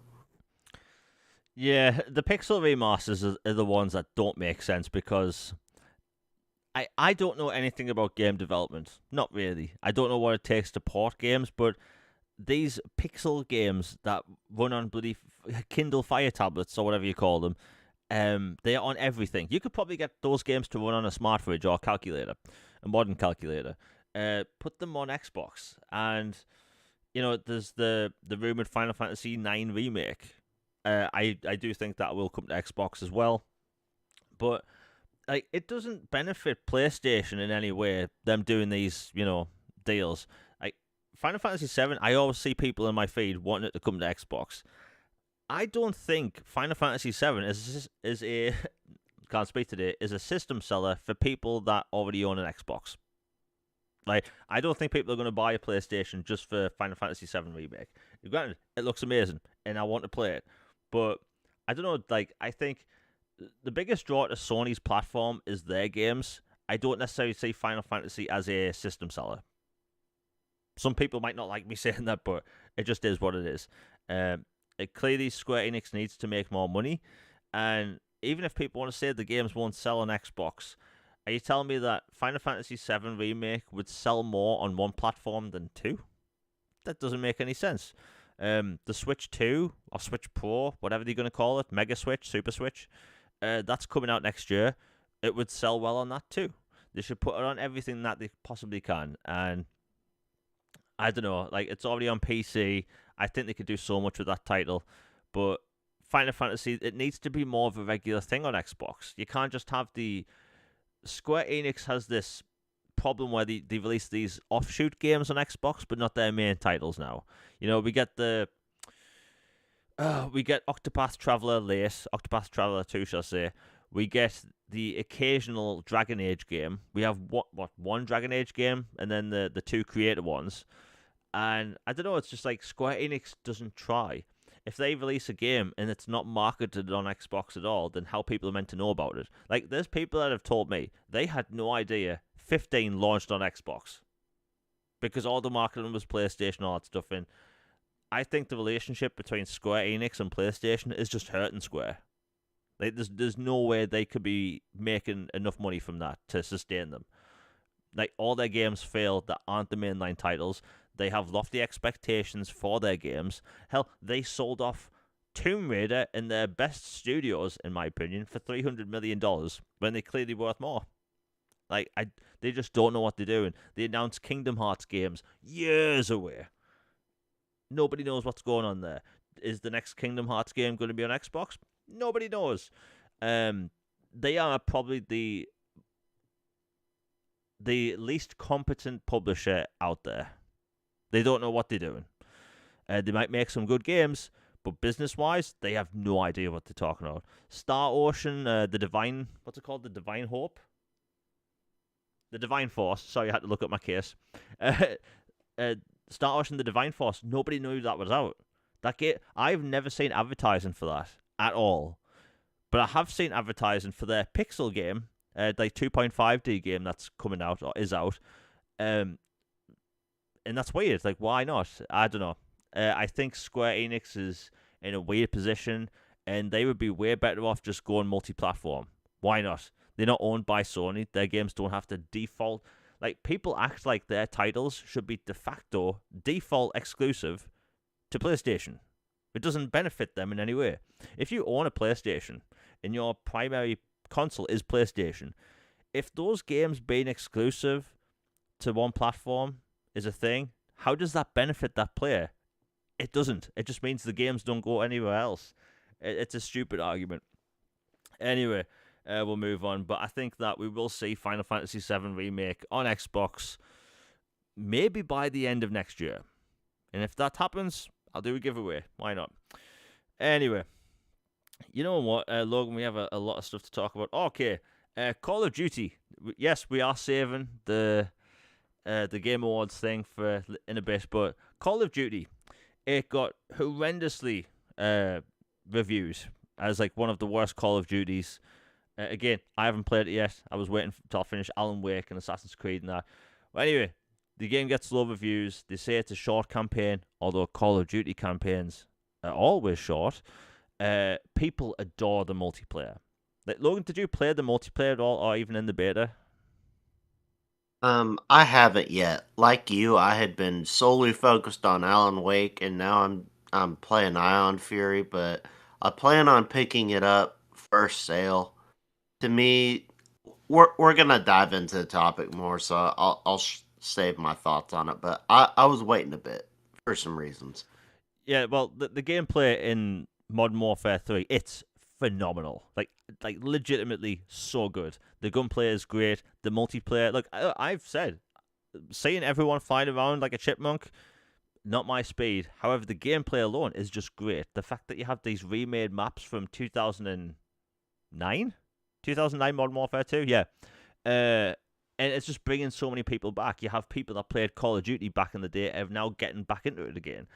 And it's kind of funny. You have a lot of people that skipped out the past 10 years. Now they have kids. So now you can just play Call of Duty with people and you just hear kids crying in the background. People used to play Call of Duty with back in the day, but yeah, it's quite funny. But anyway, people love the multiplayer. The campaign's short. Apparently the new Zombies mode is fantastic, which is open world. Everywhere's giving it low scores. IGN gave it a 4. In my opinion, a 4 is a broken game. And people aren't saying it's broken. Well, anyway, it turns out it sold so well in the UK. British internet providers failed over the weekend. I was wondering, like, why was my internet so slow? I couldn't even watch a 4K film on Disney Plus. Like, my internet was so bad. If you go on Down Detector, at least that weekend, all of the top internet providers were in the red. Sky Broadband, Virgin Media, BT, O2, EE, everything was down, pretty much. And it just goes to show, there's this audience, the millions of gamers, they don't care about review scores. They don't care about Metacritic. They look at the trailer, they buy the game, and they play it. We talked about this last week. People that play FIFA, they don't look at the reviews. They see a new football game out, they go and buy it, and they play it. Like, FIFA never scores well. Or I should say FC or EA Football. We'll just call it EA Football. I can't remember its name. But that franchise has never scored well. And people just buy it. And same with Call of Duty. So I think that the 1 year where people were hoping it would do badly, it might end up being one of the best-selling Call of Duty games to date, because people are loving that multiplayer. And even though I do buy Call of Duty for campaigns, it is what it is. I can't wait to play on those maps. Logan, it's been kind of wild how all over the place this has been. People have loved it. Review outlets have crapped all over it. Internet providers have been failing all over the place in the UK. It goes to show that the reviews didn't actually do anything. What's going on? Well, like, to put it bluntly, Call of Duty is the, dreadnought, fully armed operational battle station that is, like, too big to fail, essentially. Like, it, every year, Call of Duty, Grand Theft Auto, Minecraft, and the sports titles. They dominate the charts. Their yearly rituals. Everybody gets them. All the quote casuals that just get a console for a few games that aren't too hardcore into console war nonsense and are just, like, oh, what are the big games? Oh, it's the yearly COD and this and that. Like, they get them, and the multiplayer sounds like it's been going great. I do understand why reviewers have been harsher on it about the length and stuff, because let's be honest, it was originally meant to be an expansion and a DLC type thing for Modern Warfare 2, and that's why it even showed up in source code and Modern Warfare 2 beta. It was in the menus of Modern Warfare 2 and stuff like that. Like, let's call it what it was. It was an expansion that they fleshed out, fluffed up, and decided to add, zombies and some other stuff and ship it a little bit later for 70. And before they got bought by Microsoft, and it was part of a different regime, different mindset. you know it's fitting that their last title as what they were is this one, and has this kind of mixed reception, good and really bad at the same time. And it's one I want to get, and I will get it. I get the Call of Duties. I love the campaigns, and I'm just gonna get it on sale. But I'm looking forward to jumping in, and like you said, like the vast majority of people don't give a flying flip about what the scores are on these major titles, because at the end of the day, they play what they want to and what their friends are playing and what they hear about everybody's doing, and it's these games. And you know just because some critic boutique, in one sector of the world is bothered about stuff about it, doesn't mean the vast majority of people are. So, I think a 4 is harsher than it should be. I think more of a 6, probably, to be honest, because, like, for what it is, it's an expansion with some extra stuff. So, it's okay. It's good. But, a 4 is very much that would be a game that's literally unplayable, like just pure garbage. So they're just hating. Yeah, before we continue with the whole Call of Duty thing, I've just realised we're now in 22 minutes into the show. If you're enjoying the show, again, please like, share, and subscribe. I hate doing these ads, but I really do. I don't even turn on ads during the live show because, one, they're annoying. But yeah, if you enjoy the show, like, share, and subscribe. Comment, let me know what you're looking forward to, and Super Chats are live if you want to support the show. So Call of Duty getting 4 makes no sense to me. We all know it was going to be a premium expansion. It was showing up in Call of Duty 2 source code, like you were saying. It's kind of all been out in the open for months. I think if the deal happened sooner, it would just be an expansion, and it would be viewed as an expansion. I do think, though, this is a step in the right direction for Call of Duty, because even though it is a premium title, it is essentially an expansion. You get to carry forward all your cosmetics and gear to the new Call of Duty, and they're going to put the Call of Duty Modern Warfare 2 maps back into 3, which is really cool. Because like having a 1 year cycle for Call of Duty makes no sense to me, because you just leave everything at the end of the year. It makes no sense. But anyway, next year's Call of Duty is going to be Black Ops. That's a full title that's been in development for 3 years. So this won't be an issue. I will say this, though. People are hating on Call of Duty as much as they can, but Microsoft are raking in the money. When people buy that PlayStation bundle with Call of Duty on it, Xbox gets a cut of that. So it is what it is. I personally can't wait to play it. The campaign is short because, again, it was an expansion. So yeah, Microsoft, they all the stuff that's happening with Call of Duty right now when it comes to sales. All those numbers are going to be in Microsoft's fiscal quarter in March, I believe. All that stuff's going to be mentioned. So, like, hey, it got a low score, but Microsoft's making the money, and like that stuff's going to go back into Game Pass. People are going to get more games and all that stuff. You know what, Logan? We've been talking about this a lot. Let's talk, and this is going to be a long topic. Let's talk about the Xbox tax thing, if it's a thing, and Jeff Keighley and the Snubbosaurus Rex. Because, man, yesterday, turmoil, absolute pandemonium, people losing it. And the way I view the Game Awards is people view this show as it's the award show for some reason, because it's got the word "the" that precedes it. It doesn't make any sense to me. People use the Game Awards as ammo when it suits them.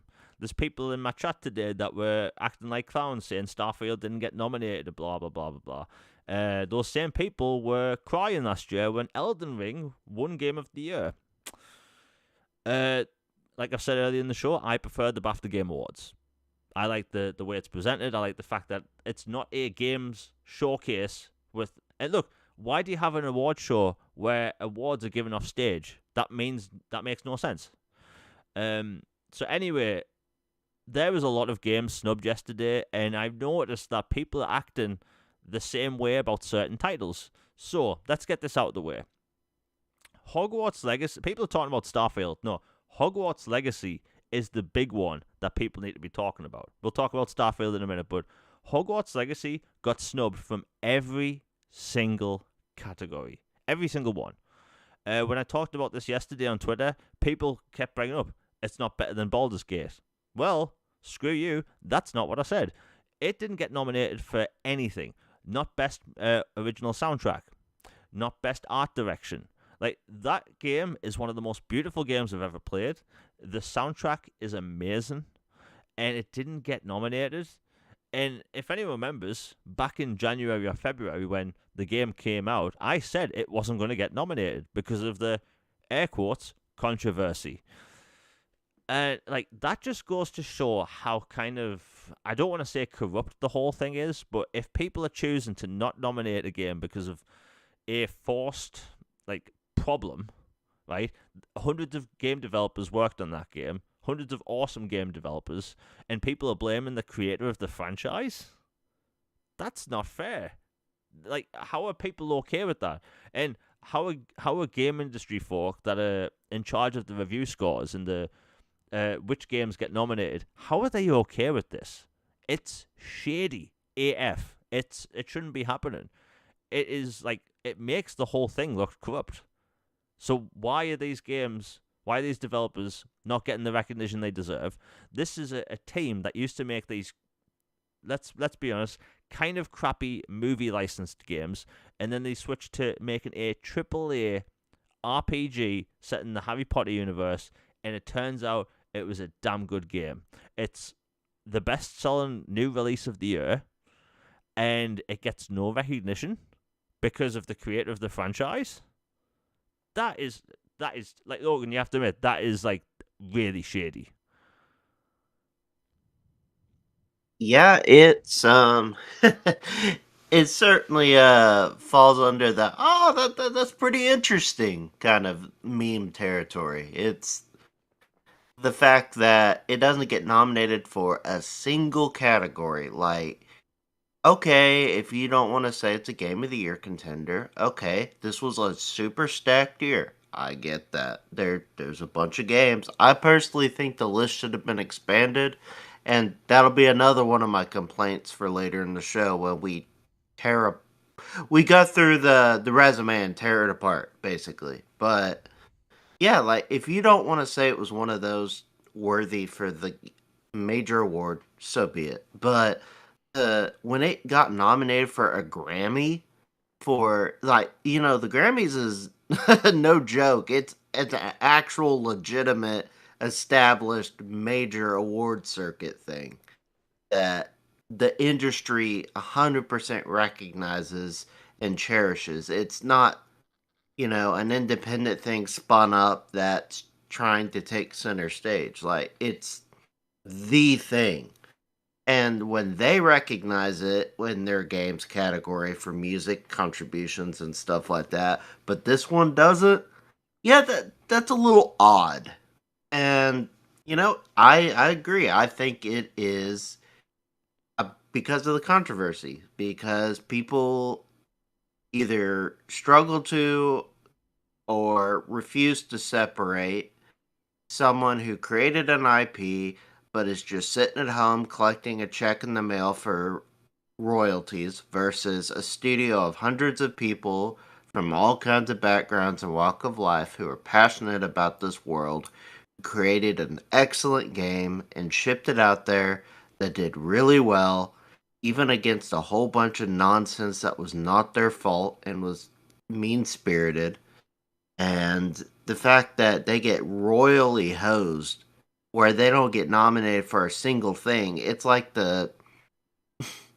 basically like they just wanted to shove it in this back room and close the door and pretend it doesn't exist. Like it it it's real iffy. Yeah, like the don't get me wrong. If every time I mention this is like weird how it just didn't get nominated, people keep saying, "Oh, it's not Game of the Year material." I'm not talking about Game of the Year material. I'm talking about anything. It didn't get any nominations at all, and I predicted this was going to happen. And it's kind of like people say I'm wearing a tinfoil hat, and we're going to talk about the whole Xbox tax thing, air quote Xbox tax. But if these journalists are willing to say, "Hey, this game may be great, it may have a great soundtrack or whatever. I'm not going to nominate it because I'm too scared because of this air quote controversy."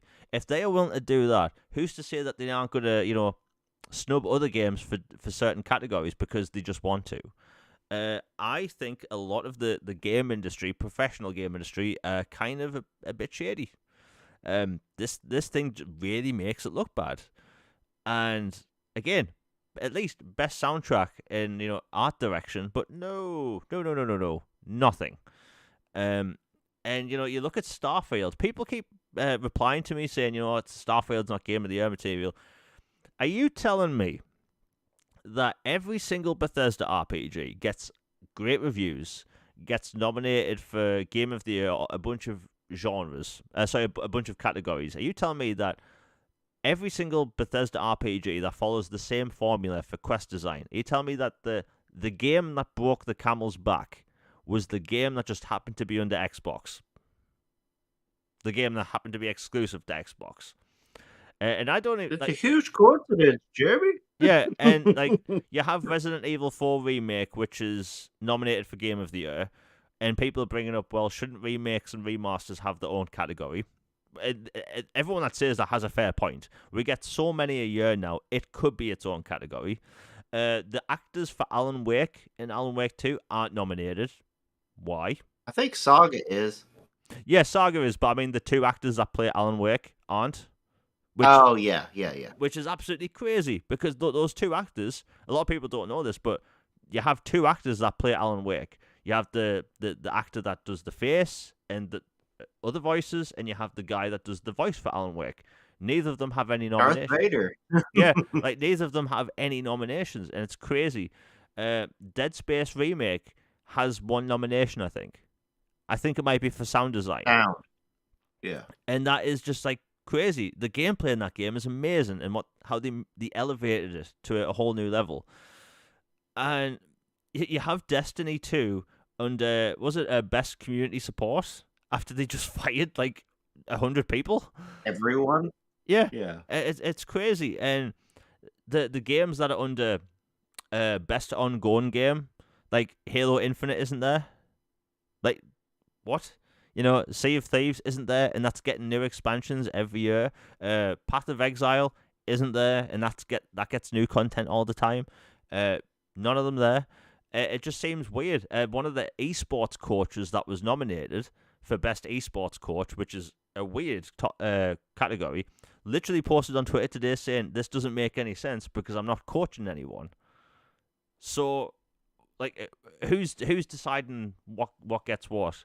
It's all corrupt. Logan, I know you want to talk about it a bit more, but like, what the hell's going on?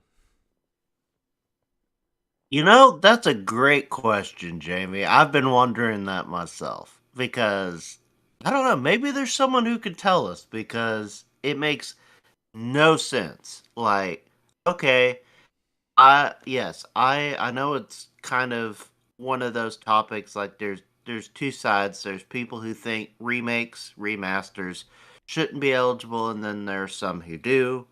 I'm one who personally thinks that unless it's such a crazy change up on remake and total revamp of a game to where it's like basically an entirely different game and experience than the original instead of just modernized and some slight tweaks and stuff like that. Like I personally don't think those should be eligible. I especially for Resident Evil 4, which is an iconic game, was sweeping of Game of the Year awards and stuff back when it came out, is a class icon, beloved title. It's had its flowers, it's had its day in court. I mean, it's had its moment. The fact that you're giving a slot to a refreshed remake of it, which it's great, it's phenomenal. But, you know, we've had this game before and it it's not such a change of the game that it to me dwarfs the accomplishment of some other sequels or new games that deserve their moment. Like I don't know, maybe if it was some obscure game that no one had ever heard of and then it got a remake and then people are like, wow, this thing is awesome. I'd never heard of this thing. That'd be different. But Resident Evil 4 is iconic.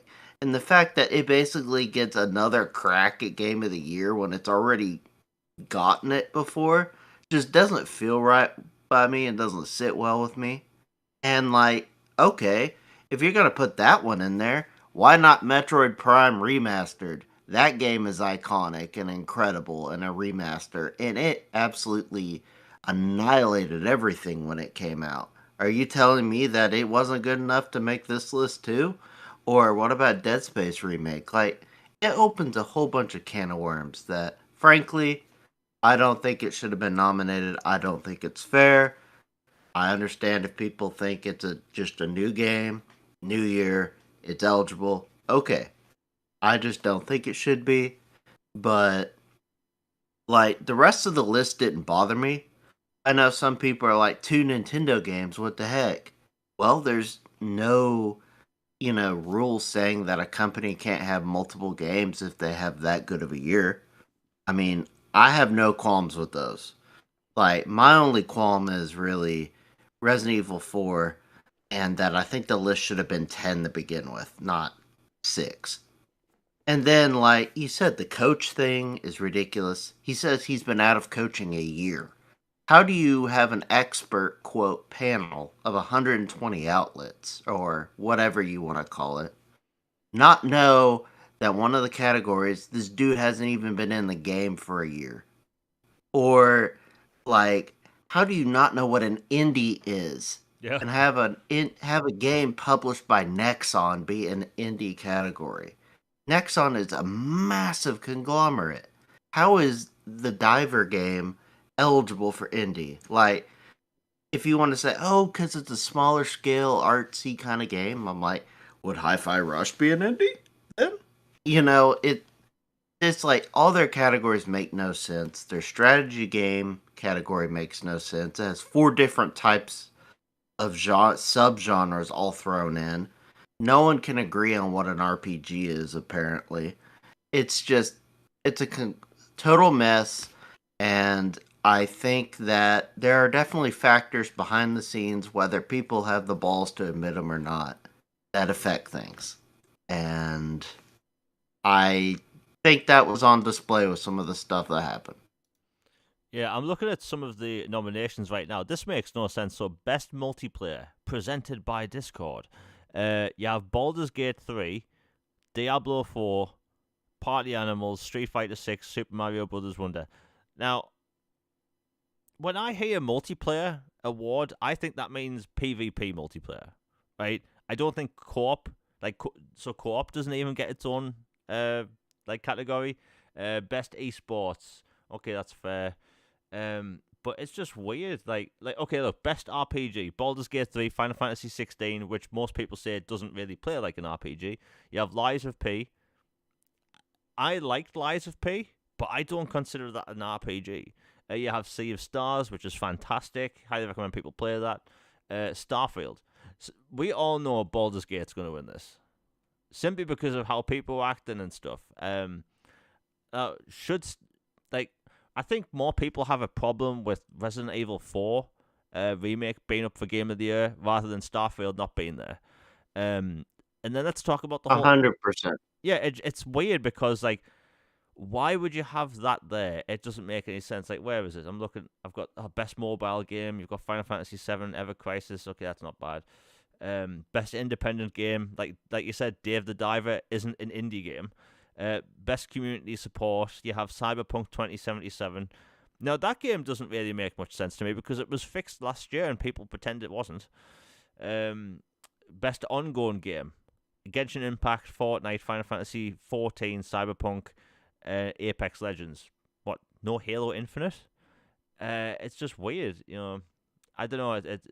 There's something very off about this in every way. And like, look, best narrative, Spider-Man 2. People don't talk about Spider-Man for its like narrative. It's just, I don't know. I think that like Game of the Year, the one that sticks out is Resident Evil 4. That should not be there. You have Spider-Man 2 and Legend of Zelda: Tears of the Kingdom. Like, I'm putting this out there. Like, isn't it weird how two games in the Game of the Year category use the same map? it is what it is. But yeah, you know what? Excuse me. Let's roll this into the whole Xbox tax thing. Xbox tax was trending about a minute after the whole can't speak. Nominees went live. Is Xbox tax a thing?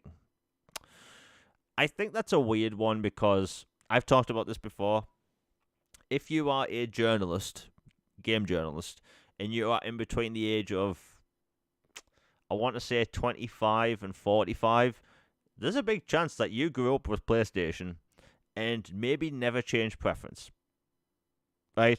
As a kid, I loved PlayStation, but I switched preferences when I got an original Xbox. And just the way some of these people talk when it comes to, like, you know, games and games consoles, like, there's a heavy lean towards PlayStation. And, like, I don't know, like, people can say I'm tinfoil hat and all they want, but Xbox, I don't necessarily think Xbox tax is a thing, but at the same time, like, there's all these things that stick out.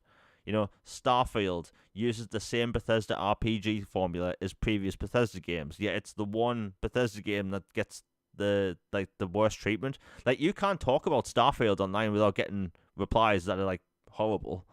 People have told me they won't post about Starfield because of the replies they get. I've never seen that with a Bethesda RPG. Fallout 4, for all of its problems, never got that. Never got that.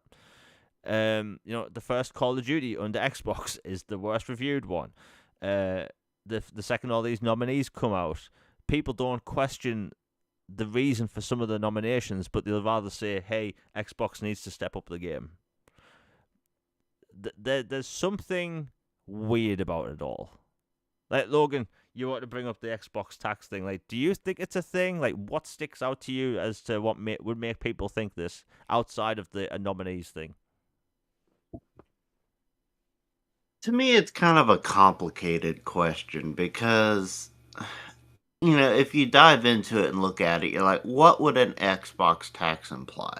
It would imply that, for whatever reason, games from that ecosystem and platform are judged differently, reviewed differently, scored differently, treated differently, talked about differently, or, you know, are snubbed because of reasons or, you know, community stuff, whatever, to where that they're held to a different standard or are kind of just put in a dark room and, you know, treated poorly or not talked about compared to other ones. And at the bottom of it, I think, is because of there's just a feel of distrust and resentment and all this stuff just keeps piling up to where people are legitimately like, what is going on? Like, what gives?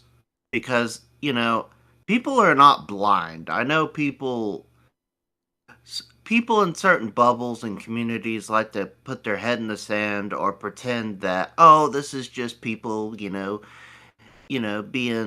salty or, hurt about something and they just need to grow up and get over it or this or that. And like, I think that is true to some extent. In some circles, people, like you talked about those early morning spaces. Like, I have seen that in several communities. Like, some people are absolutely nuts about this stuff.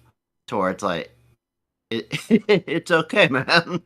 It's gonna be okay.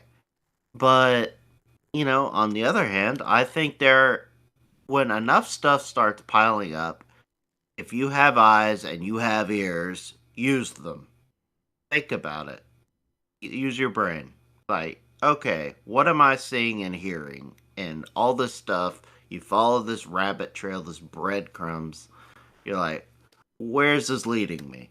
Okay, all these Bethesda games are universally beloved and cherished, and everybody loves them. Everybody loves the formula.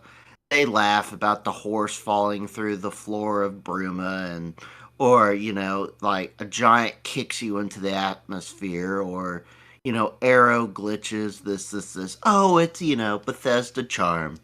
But then as soon as Starfield is exclusive and it comes out, it goes through a ringer I have never seen in my life for a game. Ever. It was just it was literally psychotic what it went through. And I'm not gonna say it's a perfect game. It had some issues. It does. I loved it personally, but it does have some stuff. But to the point that it was such a targeted, malicious, vindictive, personal, basically public trial for a game was just unseemly and unheard of. And the fact that it seemed like people made it their mission to take that sucker down, basically. And to where I was totally not surprised it didn't get nominated for Game of the Year. Like, frankly, I was expecting it not to because of all the tomfoolery around it. Whether that's an Xbox tax or not, I don't know. But there was certainly something that doesn't feel right, doesn't pass the vibes test with that game. And like Xbox in general. Like, call it a bias, call it a inherent, community thing. Like when you have quote 120 outlets or journalists or whatever that are voting on this award show, yet all these categories are making no sense to begin with. And then you have them in charge, they're all kind of hive minding it. And they're all in their own little bubble, press bubble. And I even tweeted about it the other day. Like, at the end of the day, if some blogger in San Fran doesn't like your game, but you really enjoyed it, and all these other fans and community enjoy it, then that's what really matters. Like, who cares what 120 people just sitting at their computer typing a review and, tanking something say? Like, if millions of people are playing it and enjoying it, that's what matters. Like, you shouldn't seek vindication or, you know, success from some glorified ad campaign that somebody puts on in December to take advantage of the marketing timeline for a game success. And it's hilarious and sad that it's come to the point where so many people put so much stock into that instead of what they and their friends and family and others in their community like and enjoy. And I think people have allowed Twitter to go from a game to a life, and that's the problem I think with this whole thing. Sorry, I didn't mean to get philosophical, lay on the couch therapist about it, but it had been something that had been bugging me for a long time. Yeah, I mean, for people that are listening, I'll ask this. Rather than me answering if I think there's an Xbox tax, I'll ask this question. What I'm about to say, would this lead someone to believe there's an Xbox tax? So in 2014, Microsoft added the ability to watch digital media files from your Xbox One. It was a very cool update. People requested it, and we got it. And Kotaku put out an article saying the Xbox One now lets you watch pirated movies. A year later, PlayStation 4 got the exact same update, and Kotaku, and the same writer from Kotaku, put out an article saying, hey, PlayStation 4 now lets you watch media files. Now, in the Xbox article, they posted a picture of a pirate ship with a pirate flag. When they put out the PlayStation article, they put out a picture of a PlayStation. That's it. When the Xbox One S launched in 2016, it allowed people to watch 4K media Blu-rays, and it also had HDR. Gears of War was, I think, the first game to have HDR on console. And HDR was actually called a gimmick, even though it's a lighting term. Well, anyway, a month and a half later, when the PlayStation 4 Pro was announced, Polygon put out an article saying PlayStation is bringing HDR to gaming. That was an actual article, to the point where Reset Era, they had multiple forum posts saying, hey, look, HDR, it looks like it's going to be a gimmick and mess with your TV. And then when PlayStation announced they were going to get HDR, they actually asked, hey, what's the best Sony Bravia TV for HDR? Crazy, right? Let me see. When the Xbox One S was rumored to be more powerful than the PlayStation 4 Pro, I think it was Polygon or one of those websites. They were rushing to do a live video on Twitter to talk about how Sony could Sony boost the PlayStation 4 so it's more powerful and anything. Can the PlayStation 4 get an update to play 4K Blu-rays? They were in panic mode.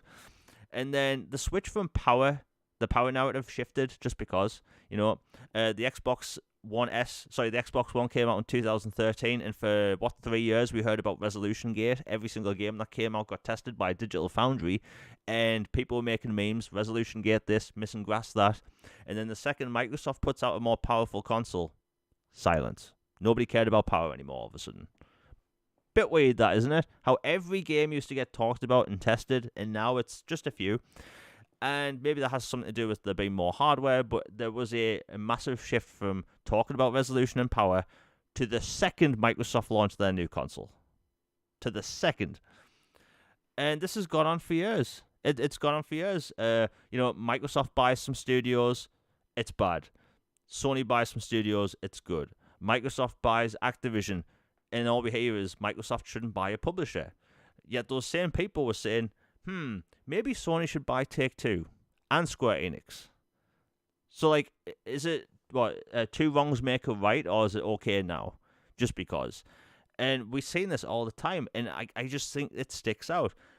The Bethesda formula was okay for everyone until Starfield came out. Why is that? How was Starfield the straw that broke the camel's back when it came to Bethesda's storytelling? People act like Starfield's this buggy game that's awful. Yeah, it takes risks. It's a beautiful game, actually. It's a big game, and it's original in a lot of ways. Yet people keep saying, oh, it's just No Man's Sky. I don't know. I'm not saying if there is an Xbox tax, but if people were to listen to what I just said and still not question if there's something going on, then there's no helping them. There isn't. I think everyone on Earth has an opinion or a bias towards something for everything, be it your favorite kind of cheese, brand of mobile phone or television, to consoles you like. But when you let that interfere the way you review and talk about things professionally, then it's a problem. And these game awards just kind of make it look a bit more obvious. It really does. People joke about the Jeff Keighley Game Awards being the PlayStation Awards because it just so happens every year a game gets nominated. Starfield gets pulled up for bugs in reviews, yet Spider-Man doesn't. Nobody mentions the bugs in Spider-Man. So why mention it in one game and not the other? Why is performance only a factor for certain games, but not others? It's a weird back and forth between... And by the way, the reason I don't mention this stuff much on Twitter anymore is because you will have people that try and not even try and debunk what you're saying, but they'll just call you names because you're crazy and you have a tinfoil hat. But nobody can go against anything I just said because there's proof out there. You can find it. And if you're an Xbox fan, you'll have noticed this. But if you're on the outside and just like if you're a PlayStation fan or a Nintendo fan and that's your preference, that just is what it is. You probably don't notice this stuff. But if your preference is Xbox, you see them get pulled through the gutter all the time. For 21 years now, Xbox has been going on and people saying, hey, they're going to go third party. Microsoft buys Activision recently, and I see a bunch of PlayStation creators start talking about how Xbox going third party. Based on what? Nothing. It's gone on for years, and I think people are finally getting sick of it, and that's why Xbox tax is trending. Not just because of the Game Awards, it's because of everything. The Game Awards is just one factor. But hey, it is what it is. We just have to move on with this. And plus, like I've said before, the Game Awards is a glorified game reveal show with awards padding it out. It is what it is. You have like advertisements for shavers and Discord Nitro and like all this stuff. And I get it; those shows have to have advertisements to pay for the thing, but I don't know. It could just be me, whatever. But I still think the big standout for the Game Awards is Hogwarts Legacy. Nothing. Not a single review. Atomic Heart didn't get any nominations. Not even for best art, like art design. Nothing. It's crazy. Logan, have you got anything else to say before we close out the show? Not really. Just that. I'm kind of glad that the Game Awards list is out now, and people can kind of just process it and then move on.